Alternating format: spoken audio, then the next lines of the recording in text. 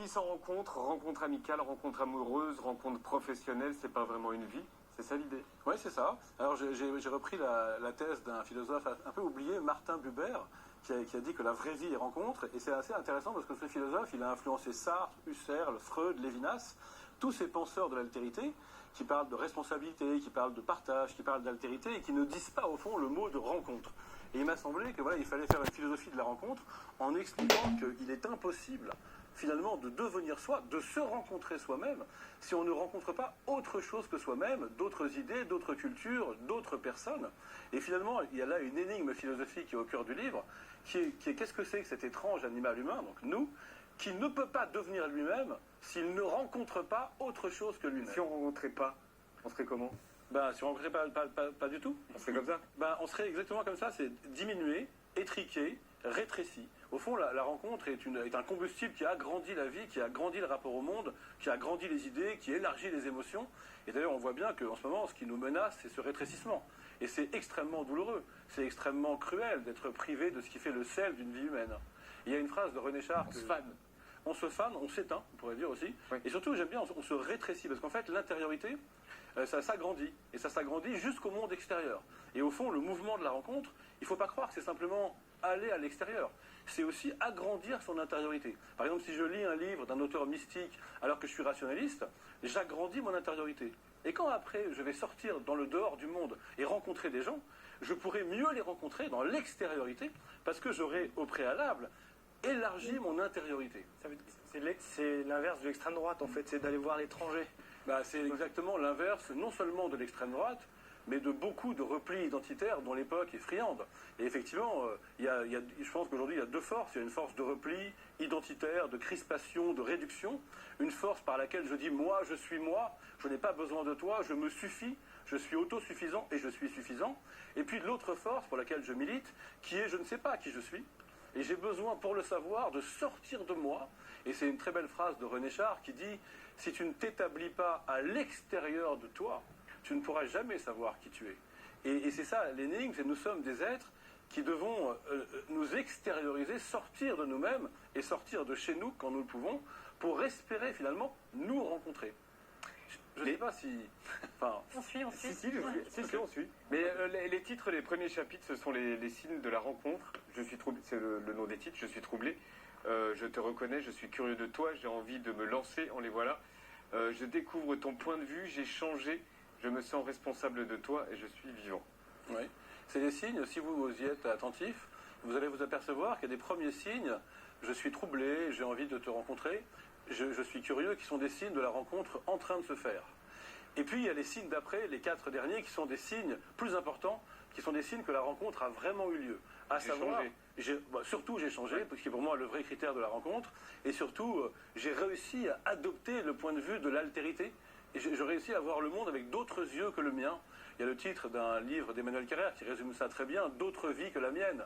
Et au fond, la rencontre, c'est de voir le monde avec d'autres yeux que le sien. Ça ne veut pas dire qu'on perd ses propres yeux. Je milite contre l'amour fusion ou l'amitié fusion. Ça veut dire que je continue à avoir mes yeux, ma perception de sujet, mais cela est agrandi parce que comme je t'ai rencontré, il y a aussi les tiens. Et finalement, je vais voir un film et je l'ai vu avec mes yeux et avec tes yeux. J'écoute une chanson de Lilywood and the Pricks, et comme je te connais, comme je t'ai rencontré, non seulement j'entends avec mes oreilles ma sensibilité et mon vécu, mais je devine comment toi tu le reçois. Et ça s'appelle un agrandissement de l'existence. Dans la partie « Je te reconnais », vous citez Paul Éluard, il n'y a pas de hasard, il n'y a que des rendez-vous. Ouais. Et aussi, vous mettez les paroles d'une chanson de Bachung, enfin de Christophe et de Bachung, c'est celle-ci, vous l'avez?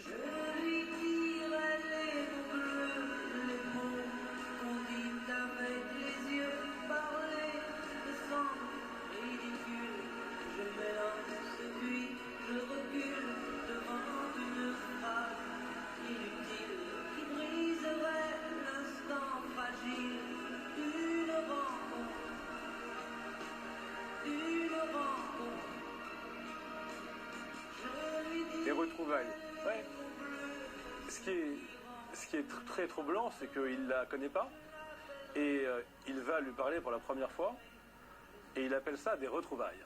Et là, il y a une énigme, et c'est un des signes de la rencontre, c'est que, en fait, quand je rencontre quelqu'un et qu'il se passe cette chose étrange qu'est la rencontre, j'ai l'impression de reconnaître quelqu'un que je connaissais déjà. Autrement dit, et c'est exactement ce que vous avez dit, c'est le contraire de l'extrême droite qui considère l'étranger comme l'autre chez qui il n'est pas, c'est que dans une vraie vie humaine, on est chez soi avec l'inconnu, on est chez soi hors de soi. Et c'est exactement ce que dit la chanson. Ce sera des retrouvailles alors qu'on ne se connaît pas. Et c'est aussi une définition de la confiance. Quand on a confiance, on se sent chez soi, ailleurs que chez soi, chez l'autre, dans une autre vision du monde. Et cette idée comme ça d'une sorte de reconnaissance et de familiarité au cœur de la nouveauté et au cœur de l'inconnu, c'est un des plus beaux signes de la rencontre. L'attitude philosophique que vous défendez, c'est celle du j'y vais, je vois. Expliquez-nous. Alors ça, c'est ce que je disais à mes enfants. Quand ils ne voulaient pas aller, par exemple, à un anniversaire parce qu'ils ne connaissaient personne, ou ce que je disais à mes élèves en cours de philo qui ne voulaient pas aller passer le bac parce qu'ils se disaient que peut-être ils n'étaient pas sûrs de réussir. Alors je leur dis, c'est simple, il y a deux mouvements. Il y a un mouvement qui est j'y vais, un mouvement d'action volontaire. Mais après, il ne faut pas que tu crois que ça va nécessairement bien se passer. Et l'enfant, il dit, mais si ça se trouve, on va mal me parler, on ne va pas me dire bonjour, on va se moquer de moi. Et alors, si vous dites à l'enfant, mais non, c'est un déni, ça ne le rassure pas. Et ben, j'ai découvert qu'en lui disant, c'est vrai, ça peut très mal se passer. L'échec, le fiasco, fait partie de la réel et du champ du possible. Alors qu'il n'y a pas de déni et l'enfant est rassuré. Et on lui dit, voilà, tu y vas. Et après, tu vois un mouvement de volonté actif et un mouvement de relâchement, de lâcher prise et d'observation. Et souvent, on fait l'un ou l'autre. Eh bien, le secret de la rencontre, c'est d'être disponible à ce qu'on n'a pas prévu, mais pour ça, il faut quand même y aller. Donc, une fois qu'on a dit à son enfant, mais si tu n'y vas pas, tu ne sauras jamais, eh bien, il y va, et après, il est en disponibilité. C'est-à-dire que le secret de la rencontre, c'est d'avoir un premier mouvement où on a une intention, mais après de relâcher l'intention première et de se rendre disponible à ce qu'on ne visait pas et à ce qu'on n'attendait pas. C'est ce que j'ai essayé de résumer avec ce petit mantra « J'y vais, je vois ». Et vous savez, j'ai aussi écrit ce livre parce que j'étais entouré d'amis, et peut-être même était-ce mon cas, qui avaient 40, 45 ans, 50 ans et qui se plaignaient de ne pas assez rencontrer d'autres gens, pas se faire de nouveaux amis, pas tomber amoureux. Mais en fait, ces personnes avaient des attentes tellement précises, avec des critères tellement précis, qu'ils ne voyaient même pas apparaître dans la vraie vie des gens prêts à les rencontrer parce qu'ils ne correspondaient pas aux critères initiaux. D'où la thèse de mon livre qui est qu'il ne faut pas avoir d'attentes trop précises. Il faut avoir suffisamment d'attentes pour y aller, mais après ne plus avoir d'attentes pour se rendre disponible à tout ce qui est déçu. Si on est déçu, ça fait partie du possible. En fait, il y a un risque de la rencontre. Elle peut aussi être toxique, elle peut mal se passer, elle peut me décevoir, mais c'est le risque même de la vie. Si on ne prend pas le risque d'être déçu, en fait, on ne peut pas vivre, on ne peut pas s'engager dans le réel. Qu'est-ce qu'on fait si on se reconfine encore pendant des semaines? Comment faire des rencontres sans possibilité de sortir de chez soi? On fait comment? Alors, c'est évidemment... Il y a des sites de rencontres. Oui, alors si vous voulez... Une fois qu'on a compris et qu'on n'a pas été dans le déni et qu'on dit que c'est évidemment plus dur de se rencontrer avec un confinement, il faut aussi penser que d'abord on peut re-rencontrer les gens avec qui on vit. C'est d'ailleurs ce qui s'est passé dans le premier confinement. Il y a beaucoup de parents qui ont re-rencontré leurs ados, beaucoup d'hommes et de femmes ou d'amoureux en couple qui se sont re-rencontrés parce qu'ils se croisaient. Ils vivaient parallèles comme dans la chanson. Mais là, au bout du troisième confinement, ils n'ont plus envie de rencontrer et leurs enfants et leurs mains. Déjà, ça dépend s'ils ont réussi à le faire auparavant. Vous savez, très souvent, comme dans la chanson de Delerme, on vit parallèle. Hein. On va au cinéma parallèle, on se couche parallèle. Vous voyez cette chanson parallèle. Donc ça c'est le pire, le parallèle. Après, il y a les croisements. On se croise, mais on ne se connaît pas. On n'est pas ébloui de nouveau par l'altérité et le mystère de l'autre. On peut se re-rencontrer. C'est une option. Si on n'y arrive pas, j'ai une autre proposition à vous faire, même si je ne suis pas non plus coach de vie, mais plutôt philosophe. Mais je vous le fais quand même.